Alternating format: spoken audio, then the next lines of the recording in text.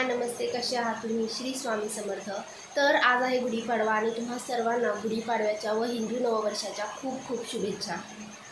तर आता इकडे सर्वात पहिलं काम सकाळी उठल्यानंतर मी आंघोळ वगैरे केलेली आहे आणि आता मी करत आहे देवपूजा. तर इकडे आपण सर्व देवांना स्वच्छ पितांबरीने धुवून वगैरे घेणार आहोत. आणि काही दिवसांनी पितांबरीने आपल्याला देवं घासायला पाहिजेत, नाहीतर ती खूप असं काळी पडतात. त्यामुळे इकडे आज म्हणले की पितांबरीने नवीन वर्षही आहे. आणि हे जे मोतीचे माळा वगैरे असतात ना, तर देवपूजा करताना हे साईडला काढून ठेवत जा, कारण की ते जर त्याच्यावर पाणी गेलं ना सतत तर ते माळा खराब होतात. त्यामुळे इकडे मी माळा काढून घेतल्या होत्या देवांना धुताना.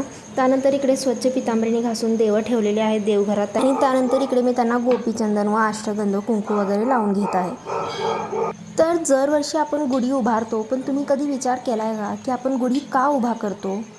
तर शास्त्रानुसार याच दिवशी ब्रह्मदेवाने सृष्टीची निर्मिती केली होती आणि याच दिवसापासून काळाची सुरुवात झाली असे देखील म्हणतात. आणि म्हणूनच हिंदू नववर्षाचा हा पहिला दिवस मानला जातो.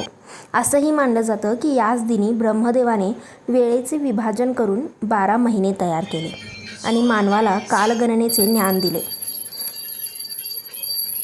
तर इकडे मी देवांसाठी मस्तपैकी हार वगैरे करून घेतलेला आहे. मला स्वतः हाताने केलेला हार देवाला घालायला खूप जास्त आवडतं. तर सॉरी, मी तुम्हाला काय सांगत होते, तर गुढीपाडव्याचे विशेषतः सांगत होते. पण त्या अगोदर इकडे मी आता जे आपलं उंबरठा लेपन आहे ते करणार आहे. मला खूप जास्त आवडतं उंबरठा लेपन करायला, माहीत नाही का. पण जरवेळेस मी असं म्हणजे मला टाईम नाही भेटत कामामुळे, पण जेव्हा पण असं सण वगैरे काही असतं मोठा दिवस, त्या दिवशी मी नक्की ट्राय करते की मी उंबरठा लेपन करावं. आणि उंबरठ्यावर वेगवेगळी रांगोळी काढायला पण मला खूप आवडतं. पण जेव्हा काढायला बसते तेव्हा डिझाईन सुचत नाहीत. आणि इकडे मी आता दार वगैरे पुसून घेत होते. तुम्ही माझ्या अगोदरच्या व्हिडिओजमध्ये पण पाहिलं असेल. तर ऑब्व्हियसली दार आपलं स्वच्छ ठेवायला पाहिजे, कारण की आपल्या दारातूनच लक्ष्मी येते, हा या मागचा हेतू उद्देश आहे. तर इकडे आणि दाराला असं होतं ना की माहीत नाही कुठून, पण मधूनच जाळ्या वगैरे लागायला, म्हणजे दाराच्या ज्या मागच्या साईड असतात तिकडे, आणि कडीला वगैरे धूळ बसते खूप जास्त. तर दार इकडे स्वच्छ करून मी त्याच्यावर स्वस्तिक काढून घेतलेला आहे हळदीने. त्यानंतर मी इकडे उंबरठा लेपन करायला घेतलेला आहे. आणि उंबरठा लेपनाच्या इतक्या म्हणजे रांगोळ्या येतात ना, मी इतक्या सेव्ह करून ठेवते. पण जेव्हा काढायचं असतं रिअलमध्ये, आता आज पण काढायचं होतं पण मला कुठलीच डिझाईन सुचत नव्हती, आणि तर सेव्ह केलेलं बघायला पण खूप कंटाळा आला. त्यामुळे म्हणलं की जे सुचत जाईल ना ते काढत गेले आणि अशा प्रकारे काढले. माहीत नाही का, आपण कमळाशी मी इतके ऑब्सेस झाले ना, म्हणजे मेहंदीमध्ये असू दे किंवा रांगोळीमध्ये, जिकडे बघेल तिकडे मला कमळ काढायची आवड निर्माण झालेली आहे. आणि खूप इझिली सुचतं ते, म्हणजे काही रांगोळी काढायचं असेल तर पहिला मला आजकाल कमळच सुचतं. तर हां, मी तुम्हाला गुढीपाडव्याबद्दल सांगत होते. तर गुढीपाडवा हा केवळ धार्मिक सण नाही, तर तो निसर्गाशी जोडलेला सण आहे. कारण याच काळात शेतातील जुनी पिकं काढून नवीन पिकांच्या सुरुवातीचा आनंद साजरा केला जातो. आणि म्हणूनच शेतकरी ही नवीन आशेने गुढीपाडवा साजरा करतात. आणि तुम्हाला माहिती आहे का, गुढीपाडव्याला प्रसाद म्हणून काय देतात? कडुनिंबाचा पाळा आणि गूळ. तर इकडे मी गुढीसाठी शेवाळ्याची खीर बनवत होते नैवेद्य दाखवण्यासाठी. मी आज पुरण नाही करत आहे, कारण की मागच्या 2-3 वेळा मी पुरण केले होते निवेद्यासाठी. त्यामुळे आज म्हणले की शेवाळ्याची खीर दाखवूयात आपण, आणि जेवणासाठी श्रीखंडपुरी बनवणार होते. तर आपण बोलत होतो की गुढीचा प्रसाद जो असतो तो असतो कडुलिंबाचा पाला आणि गूळ.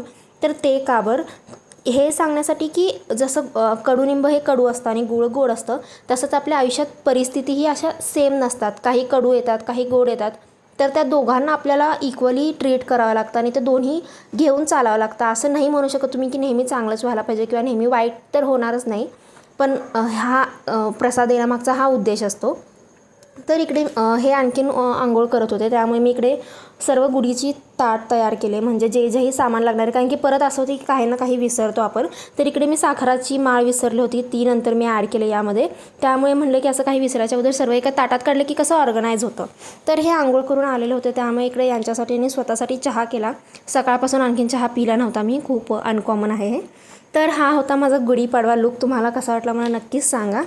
तर इकडे असा लुक करून आम्ही दोघे इकडे बाहेर आलेलो होतो गुढी उभा करायला.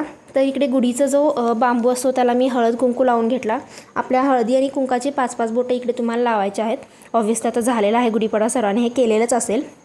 व्हिडिओ यायला थोडासा लेट झाला, कारण की एडिटिंग वगैरे आणि पूर्ण स्वयंपाकामध्ये इतकं थकल्यासारखं झालं ना, खूप एक्झॉस्टिंग फील होत होतं.